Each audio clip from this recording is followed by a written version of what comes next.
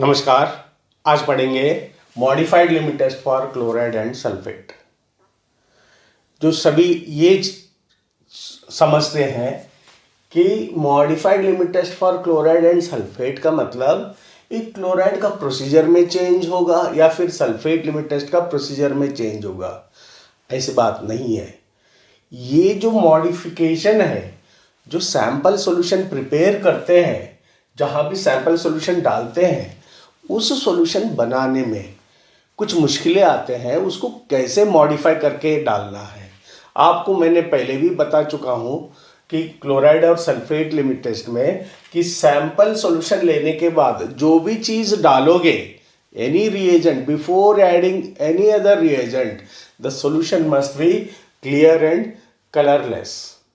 ये मैंने क्लोराइड और सल्फेट लिमिट टेस्ट में बता दिया था।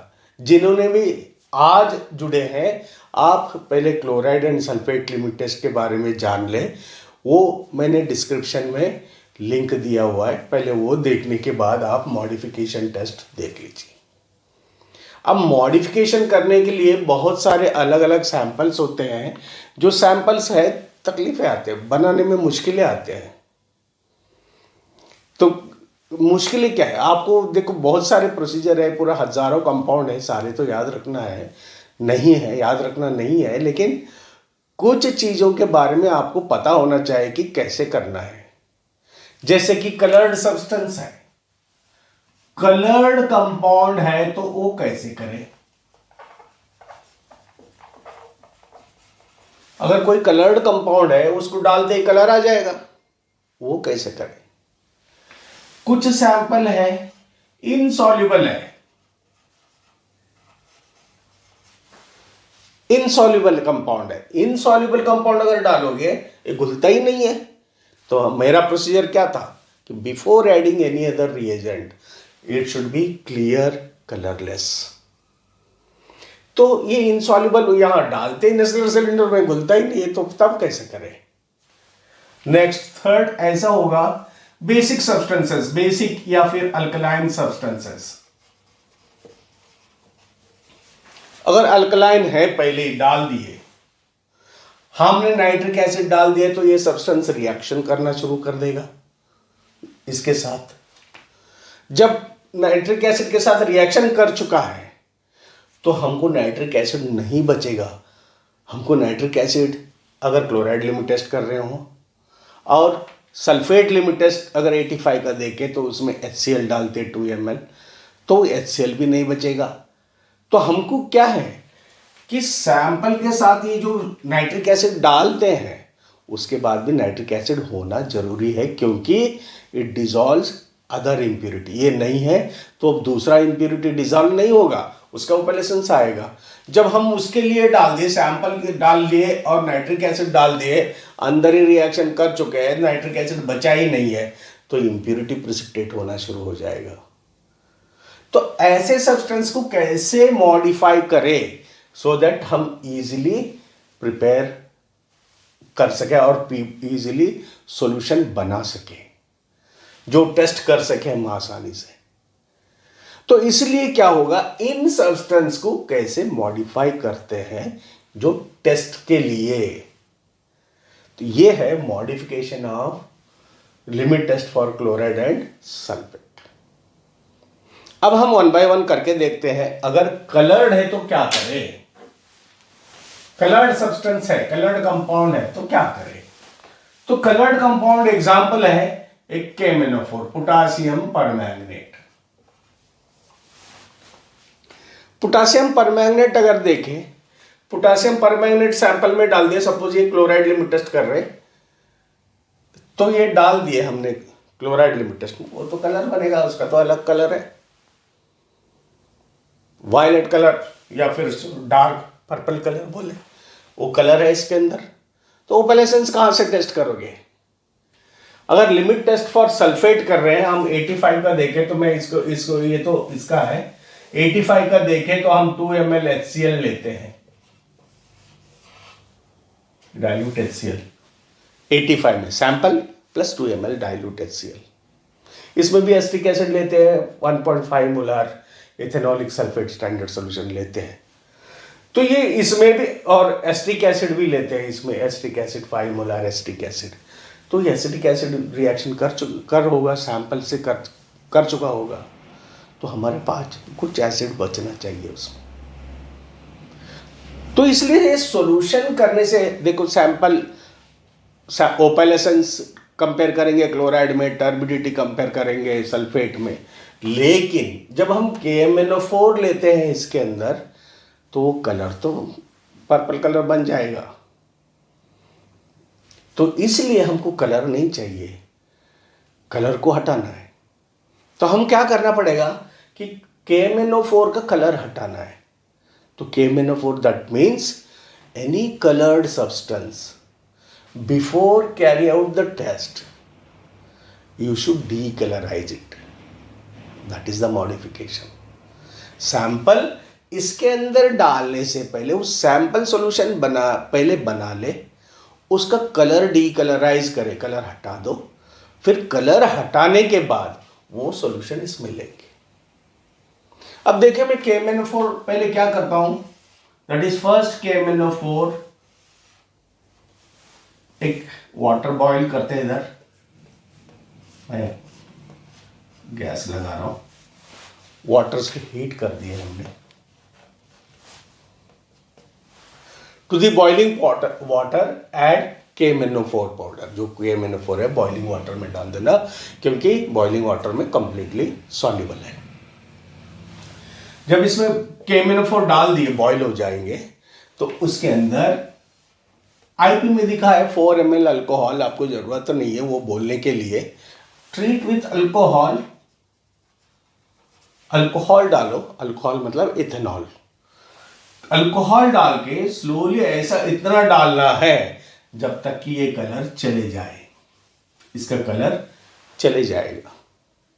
When you add alcohol to the boiling solution of KMnO4, the color disappears, decolorizes. Decolourise होने के बाद ये सॉल्यूशन बन जाएगा।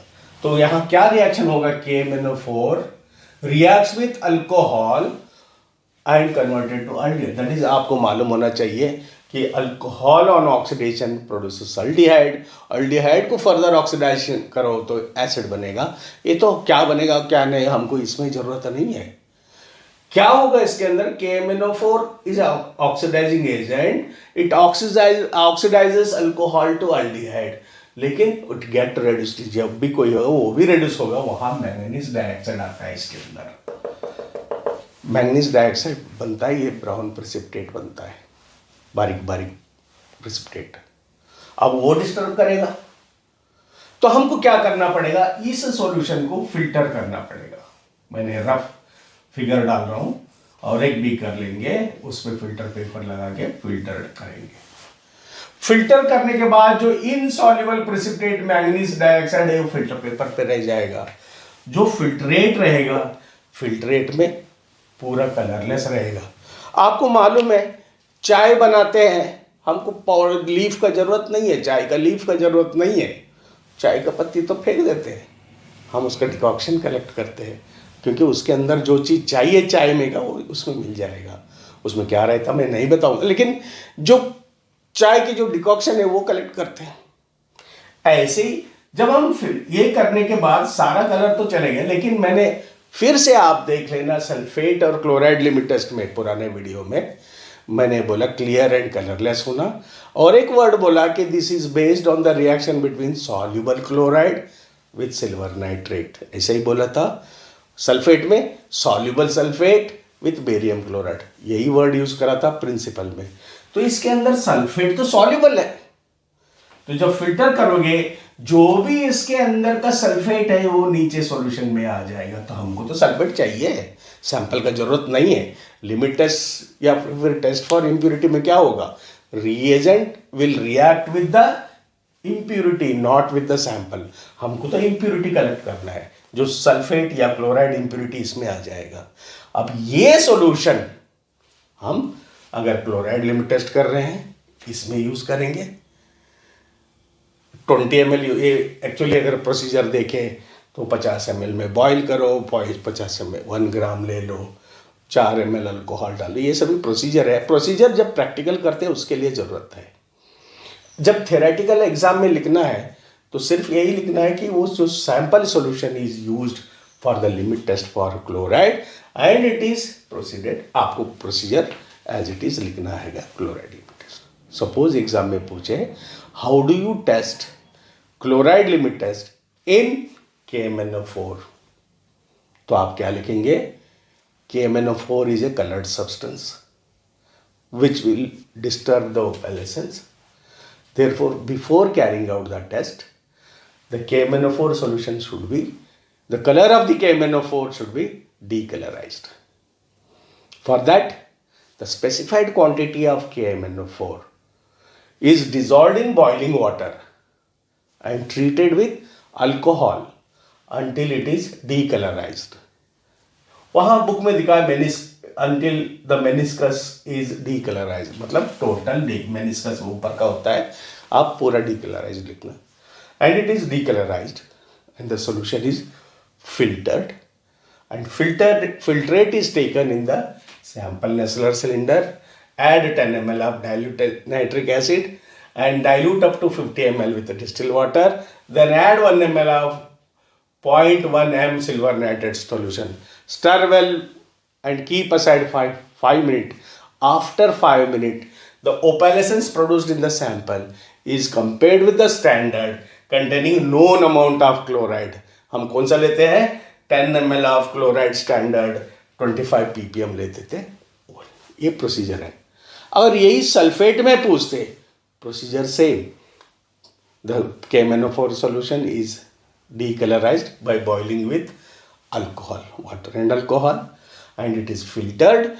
Filtrate is taken for the sulfate limit test. अगर 85 का बोल दिए तो sample solution is taken in the sample Nessler cylinder and add 2 ml of dilute HCl and dilute up to 50 ml with distilled water. 45 ml with distilled water, then add 5 ml of barium sulfate reagent IP, stir well, keep aside for 5 minutes. After 5 minutes, the sample turbidity is compared with the standard containing known amount of sulfate, that is 15 ml of sulfate standard solution, 10 ppm sulfate, which is treated same way as sample. ऐसा पूरा लिखना है। How do you modify अगर पूछे, बस decolourise करेंगे KMnO। ध्यान रखना, ये जो रिएक्शन है, ये रिएक्शन आपको लेना देना नहीं है। रिएक्शन कैसे कलर चेंज होता है ये बताता है आपको। ये रिएक्शन इसमें कहीं कुछ काम नहीं आएगा। It only indicates how the colour of KMnO4 is decolourised, what reaction it takes place, वो लिखा हुआ है, लेकिन इसमें कोई ये नहीं बताया होगा कि इसका क्या जरूरत है, इसमें नहीं जरूरत है कुछ भी। So this is about KMnO4। Once again, the coloured substance is decolorized. Colored example, KMnO4, it is a colored which is decolorized by boiling with alcohol and filtered, and filtrate is taken for the test, chloride हो या sulfate.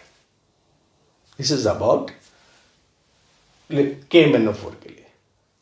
अब insoluble substance के लिए कैसे करें? Second, insoluble substance.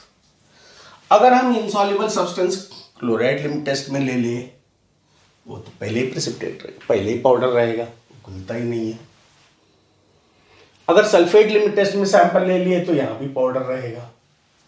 चाहे कोई सा भी IP 1996 के बाद का ले लो या IP 1985 का ले लो, दोनों में अगर सैंपल ले लिए तो इनसॉल्युबल है, उसी में रह जाता है। तो आप टर्बिडिटी कैसे टेस्ट करेंगे? कंपेयर कर ही नहीं सकते उसमें।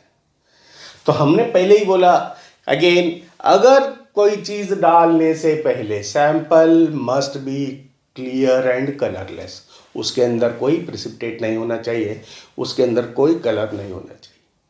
तो लेकिन जब insoluble substance like heavy kaolin, magnesium trisilicate अगर ले ले, तो ये हेवी केओलिन और मैग्नीशियम एग्जाम्पल है, ऐसे बहुत सारे एग्जाम्पल है IP में। हम हर चीज ढूंढ नहीं सकते, लेकिन एग्जाम में भी ऐसे नहीं पूछेंगे कि इसका कैसे करेंगे, इसका कैसे करेंगे।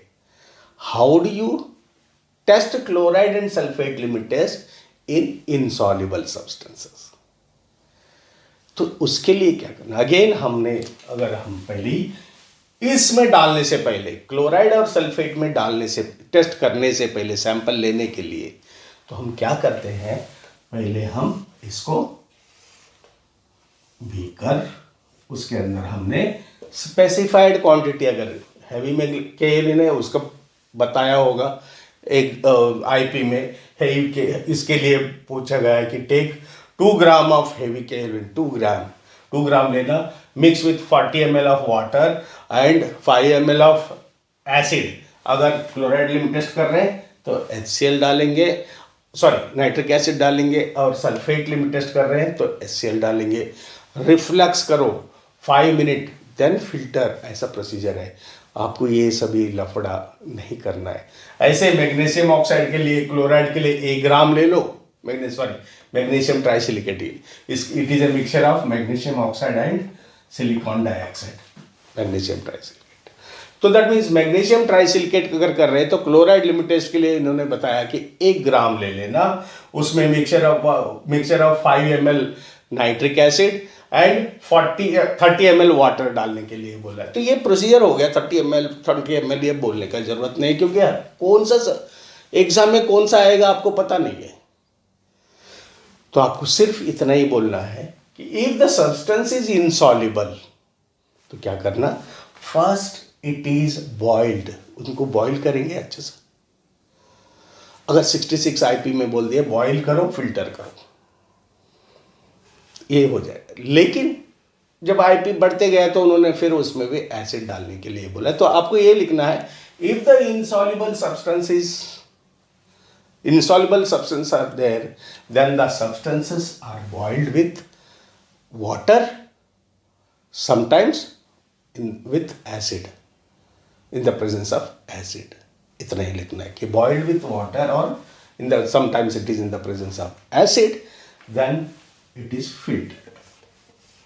आप देखें, अगेन मैं वही चाय का एग्जांपल दे रहा हूं। इसमें सब्सटेंस डाले, हमको सब्सटेंस का कुछ लेना देना नहीं है। हम कर रहे हैं सब्सटेंस के अंदर का इम्प्यूरिटी का टेस्ट। हम के जब इसको बॉइल करेंगे, मैंने बोला sulphates, chlorides are soluble in water, that is based on that reaction, sulfates are soluble, sulfate react with silver nitrate, soluble chloride reacts with the silver nitrate, soluble sulfate reacts with barium chloride। soluble word use किया था मैंने, बार बार आपको ये भी बोला था, इसको याद करना, soluble बोलना वर्ड, तो यहां काम आता है। क्योंकि जब हम हीट बॉइल करेंगे, इसके अंदर का क्लोराइड तो इसी में रहेगा सॉल्यूशन में, लेकिन जो सब्सटेंस है बॉइल भी करो तब भी डिसॉल्व नहीं होता। ये आप ये नहीं सोचना कि पानी में बॉइल करने के बाद ये डिसॉल्व होता, नहीं होता। इसमें सब्सटेंस तो वैसे ही रहेगा, लेकिन हम उसके अंदर से टोटल सल्फेट और क्लोराइड इंप्यूरिटी को एक्सट्रैक्ट कर देते हैं, निकाल लेते हैं। जब हम फिल्टर करेंगे, जो सब्सटेंस है वो ऊपर ही रहेगा, लेकिन इसके अंदर का क्लोराइड एंड सल्फेट नीचे आएगा, and that is taken for the test. I hope it is clear. क्या करेंगे, इनसॉल्युबल सब्सटेंस है, before carrying out the test for chloride and sulphate, the insoluble substances are boiled with water, sometimes with the acid, corresponding acid. अगर हम chloride limit test कर रहे हैं तो थोड़ा सा नाइट्रिक एसिड डाल के, और ml बताया एग्जाम, दैट इज आईपी में होगा कि कितना डालना है, आपको वो नहीं बोलना है कि if you are taking for the chloride limit test, then take the substance, boil with water in the presence of nitric acid, then filtrate is taken for the test for chloride.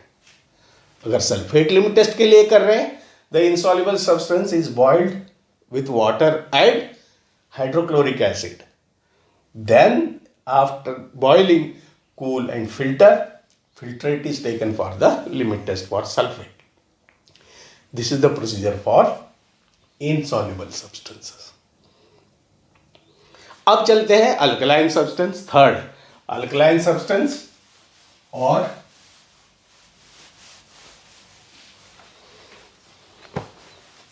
Basic substance.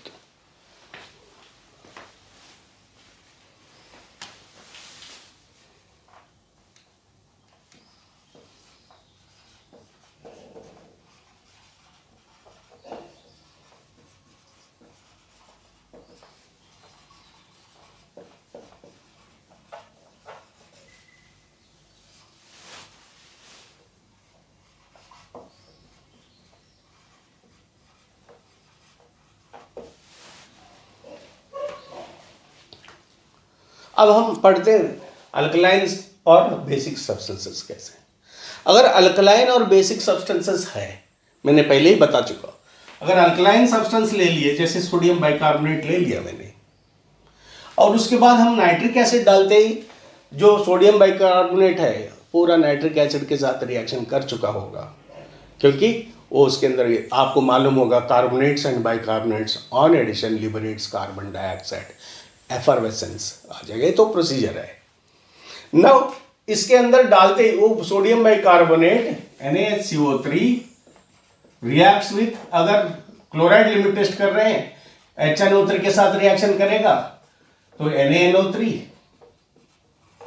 Plus carbon dioxide plus water.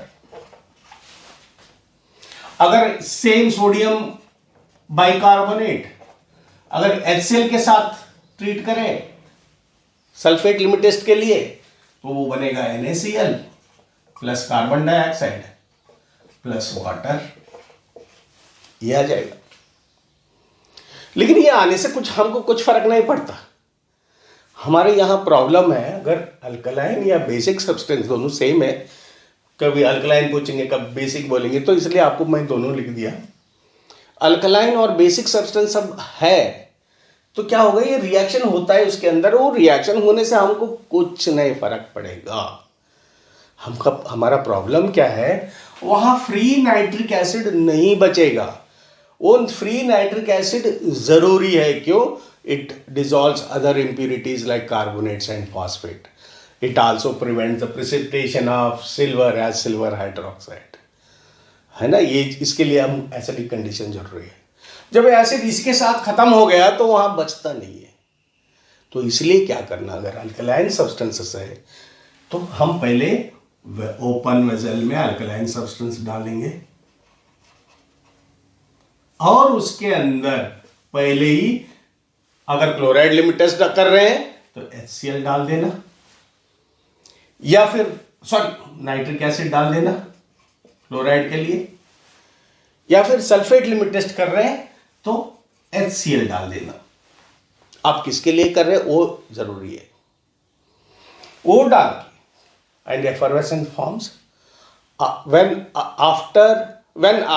Effervescence formation ceases, stop हो जाता है, take that solution into the limit test. ये है alkaline substances के लिए या basic substance. अब इसमें कितना लेना है, अगर आप उसमें देखें आईपी में जाओ तो take 1 gram for chloride limit test, 0.5 gram for sulphate limit test. अलग अलग प्रोसीजर दिया हुआ है, आपको वो प्रोसीजर याद रखने का जरूरत नहीं कि कितना ग्राम लेना है, कितना ml पानी में डालना है, वो जरूरी नहीं है, क्योंकि सभी आईपी के सब्सटेंस आईपी में जो भी दिया हुआ है सबके याद रखना मुश्किल हो जाता है। हमको सिर्फ कंसेप्ट क्लियर करना है। जब हम HNO3 डालते हैं इसमें ये रिएक्शन होता है, और रिएक्शन कुछ भी, हमको रिएक्शन का क्या लेना देना, हमको रिएक्शन नहीं चाहिए, हमको इसके अंदर का इंप्यूरिटी चाहिए जो हम टेस्ट कर सके, लिमिट टेस्ट। तो हम क्या करते हैं, अगर नाइट्रिक एसिड डाल दी, क्लोराइड लिमिट टेस्ट के लिए करना है, carry out the limit test for chloride in sodium bicarbonate बोल दिए, तो क्या करेंगे, take the specified quantity of sodium bicarbonate in open vessel या फिर beaker, right, then treat with nitric acid, then it forms effervescence. When all the effervescence formation ceases, then take for the test. If you find any foreign particle, इसके अंदर थोड़ा सा कोई particle मिल जाए तो filter भी कर सकते हैं, फिल्टर करो, the filtrate is taken for the test. तो आपको क्लियर होना चाहिए मॉडिफिकेशन अल्कलाइन सब्सटेंसेस के लिए क्यों हमारे पास ये जो रिएक्शन होता है, ये क्या बता रहा है कि जो एसिड है इसके साथ रिएक्शन होके खत्म हो रहा है, हमको कुछ एसिड चाहिए, बचना चाहिए उसके अंदर। अगर इसको देखें तो सोडियम बाइकार्बोनेट का बुक में देखें कि सोडियम बाइकार्बोनेट 1 ग्राम में आपको 2 ml कॉन्सनट्रेटेड नाइट्रिक एसिड डालने के लिए बोला गया है। बुक में देखो कॉन्सनट्रेटेड नाइट्रिक एसिड डालना है आफ्टर एडिंग दैट फिल्टर और it is complies the test for chloride, ऐसा दिया हुआ है। फिल्टर तो नहीं दिया है, तो मैंने बता रहा हूँ, अब जब प्रैक्टिकल करेंगे, अगर if you find sodium bicarbonate जहाँ भी लाए हैं, हो सकता है उसमें इनसॉल्युबल प्रेसिपिटेट सब्सटेंस हो, तो अगर हम है तो उसको फिल्टर कर लेना। हमारा तो इसके अंदर से सल्फेट या क्लोराइड चाहिए, हमको सब्सटेंस चाहिए नहीं। तो that means take the sodium bicarbonate, then add nitric acid for chloride limit test. It forms effervescence. When effervescence ceases, if you find any foreign particle, then filter and filtrate is taken for that test. बाकी का procedure तो आप जानते हैं। उसके बाद फिर जो जो चीज़ डालना है वही डालना है, कंपेयर करना है। सेम अगर सल्फेट के लिए बोले कि basic substances first treated with hydrochloric acid, IP में कॉन्सेंट्रेटेड नाइट्रिक एसिड दिया हुआ है मॉडिफाई करने के लिए। तो that means take the substance, neutralize the substance with hydrochloric acid, and when carbon dioxide formation stops, then filter, and the filtrate is taken for the test. Filter करना condition नहीं है। If you find any foreign particle, any particle which is floating, then you should filter and take for the test. I hope this is clear for modified limit test for chloride and sulfate. Once again, अगर coloured substance है तो डीकलराइज्ड करना है। KMnO4 है तो alcohol से boil करके decolourise करना है। फिल्टर करके जो मैंगनीज डाइऑक्साइड बचता है उसको निकाल के फेंकना है। The filtrate is taken for the test. If the substance is insoluble, then this insoluble substances are boiled, then filtered. The filtrate contains sulfate and chloride, that is taken for the test for chloride and sulfate.